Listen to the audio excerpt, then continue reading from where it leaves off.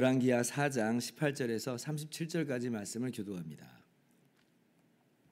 그 아이가 자라매 하루는 추수꾼들에게 나가서 그의 아버지에게 이르렀더니 그의 아버지에게 이르되 내 머리야 내 머리야 하는지라.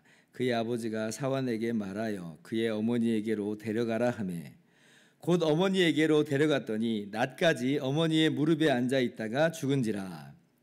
그의 어머니가 올라가서 아들을 하나님의 사람의 침상 위에 두고 문을 닫고 나와 그 남편을 불러 이르되 청하건대 사환 한 명과 나귀 한 마리를 내게로 보내소서.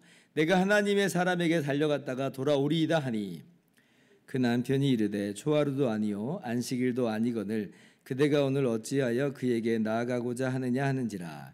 여인이 이르되 평안을 비나이다 하니라.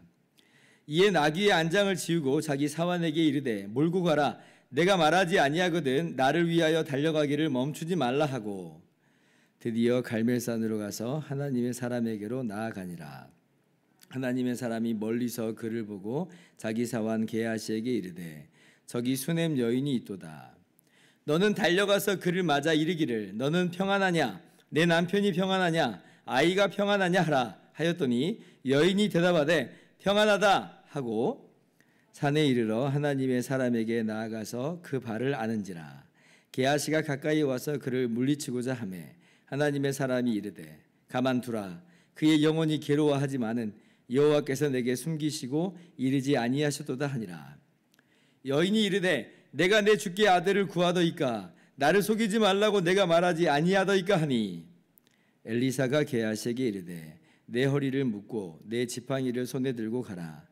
사람을 만나거든 인사하지 말며 사람이 내게 인사할지라도 대답하지 말고 내 지팡이를 그 아이 얼굴에 놓으라 하는지라.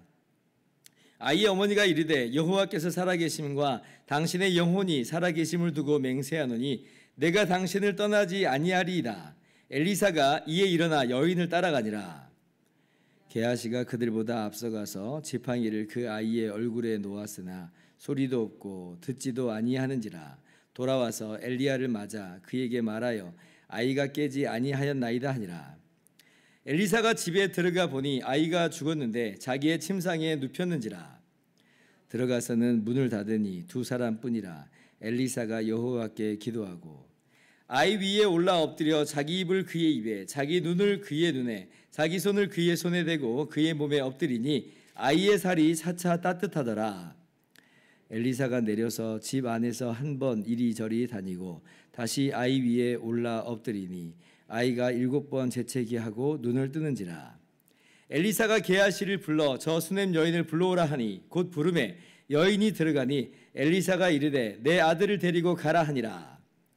여인이 들어가서 엘리사의 발 앞에서 땅에 엎드려 절하고 아들을 안고 나가니라. 아멘. 할렐루야. 하나님의 크신 은혜와 평강이 오늘도 변함없이 여러분 가운데 가득 넘치기를 주님의 이름으로 축원합니다. 우리가 어제 본문을 통해서 하나님께서 수넴 여인에게 기적을 베푸셔서 아들을 낳게 하신 그 사건을 살펴보았습니다. 남편은 이제 늙었고 이 여인은 정말 전혀 아이를 낳을 수 있을 거라는 소망을 갖지 않는 소망할 수 없는 그런 상황이었는데 엘리사 선지자가 한 해가 지나 이때쯤에 네가 아들을 안으리라 이렇게 말씀을 했죠. 그리고 정말 그 말씀대로 되었습니다.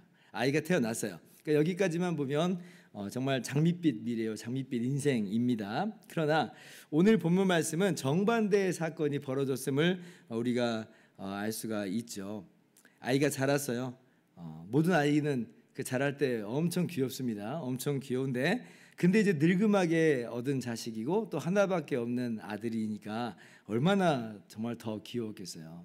이 아이는 정말 귀염 많이 받고 사랑 많이 받고 이쁨을 많이 받고 자랐을 겁니다.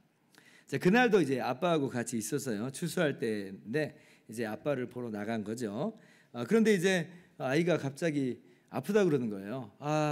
머리야, 머리야. 내 머리야, 내 머리야.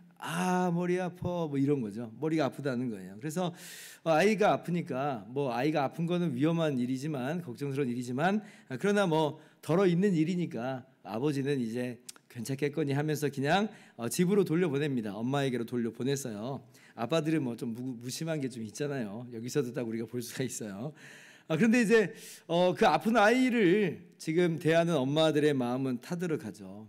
이 수냄 여인도 아픈 자식을 자기의 무릎에 누워놓고 계속 돌보는 거예요. 그런데 뭐 할 수 있는 건 없잖아요. 뭐 의학이 발달한 오늘날에도 애가 뭐 열이 나면 뭐 해열제 먹이는 거 외에는 뭐 할 수 있는 게 없어가지고 밤새 엄마들이 발을 동동 구르잖아요. 마찬가지로 그 당시에는 더 열악한 상황이니까 이 엄마는 뭐 할 게 없어요. 그냥 지켜볼 수밖에 없고 뭐 기도할 수밖에 없는 이제 그런 상황이죠. 차라리 내가 아팠으면 좋겠다 이런 마음뿐일 겁니다. 근데 이제 안타까운 건 뭐예요? 그 아들이 그렇게 아파하다가 무릎에 누워 있다가 그냥 숨이 멎은 거예요. 그러니까 엄마 무릎에서 숨이 멎었습니다. 이게 정말 너무 끔찍한, 상상하기만 해도 너무 끔찍한, 너무 정말 안타까운 상황이죠. 이 여인의 심정이 도대체 어떤 심정이었을까? 너무 많이 힘들었을 것 같아요. 뭐 이게 꿈도 아니고 현실로서 지금 그 앞에 다가온 거니까. 이후에 여인의 모습은, 이 여인의 마음은 어떠한 마음인지는 잘 모르겠습니다. 뭐 글로서는 그 뉘앙스를 다 알 수는 없으니까 이런 뉘앙스로 보면 이렇게 보이고 저런 뉘앙스로 보면 저렇게 보여요. 언뜻 보면 어떤 분들은 이 여인이 굉장히 침착하게 행동을 하고 있다, 이제 그렇게 이야기를 합니다. 뭐 그런 각도로 보면 그렇게 보입니다. 근데 이제 또 다른 각도로 보면 뭐 드러난 모습으로서는 그렇게 보일 수 있지만 모르죠. 그 속으로는 아마 덜덜덜 떨고 있지 않을까, 이런 생각도 좀 해봅니다. 침착하다라고 하는 것은 이렇게 보통 사람 같으면 까무러질 텐데 지금 그런 게 아닌 거 보니까 침착하다 그런 거고, 엘리사에게로 찾아갈 이제 그런 마음들, 그런 행동들을 보면. 근데 이제 엘리사를 보자마자 발을 안고 부둥켜 앉잖아요. 아마 엄청 흐느꼈을 것 같은데. 근데 그런 모습을 보면 막 덜덜 떨리는 그런 마음이었을 수도 있죠. 근데 뭐 어떤 거든지 간에 이 여인은 정말 너무 충격적인 상황에 직면한 것이고요. 그리고 이제 엘리사에게로 지체 없이 달려갑니다. 믿음을 가지고 달려가는 건 분명해요. 아이의 시신을 엘리사의 침상에 올려놓았다라고 하는 것은 엘리사에게서 뭔가 기대야 한다라고 하는 그런 의미를 가지고 있죠. 그렇지 않으면 엘리사의 침상에 누일 리는 없는데 굳이 엘리사의 침상에 누웠다는 것은 엘리사에게 뭔가 기대하는 게 있다는 거예요. 왜 그러냐면, 아니 지금 불가능한 상황에서 아이가 있을 것이다라고 말해준 사람이 엘리사잖아요. 그러면 그렇게 기적으로 얻은 이 아이가 이렇게 허무하게 죽을 리는 없다라고 하는 그런 마음이 들어갔겠죠. 그러면 엘리사가 뭔가를 해줄 수 있을 거야 라고 하는, 왜냐하면 전에도 기적을 베풀었으니까 이제도 기적을 다시 한번 행할 수 있지 않을까라고 하는 그런 마음이 있었을 것이고, 최소한 뭐 그런 게 아니라고 할지라도 하소연하는 마음이 있었을 것 같아요. 하소연. 뭐 어디다가 지금 기댈 수 있는 상황은 아니잖아요. 어디다가 기대요, 이 상황에서. 근데 이제 엘리사에게는 기댈 수 있겠다. 왜냐하면 엘리사를 통해서 얻은 아들이기 때문에, 엘리사 선지자가 기적으로서 예언 가운데 준 그 아들이기 때문에, 그래서 엘리사에게는 좀 기댈 수 있겠다 하는 이제 그런 마음이겠죠. 어쩌면 그 엘리사의 스승인 엘리야 선지자가 사르밧 과부의 아들을 다시 살린 그 사건을 어쩌면 수냄 여인이 그 사건을 아마 들어서 알고 있을지도 모르겠습니다. 근데 뭐 모르겠어요. 정말 어느 정도로 믿음을 굳건하게 가졌는지 그거는 우리가 또 알 수는 없는 노릇이다. 근데 분명한 것은 기댈 수 있는 언덕과도 같이 이제 엘리사를 찾아간 것은 이제 분명한 것 같습니다. 그래서 이제 그 엘리사가 이 수냄 여인의 정말 이 안타까운 상황을 알고 이제 수냄 여인의 집으로 갑니다.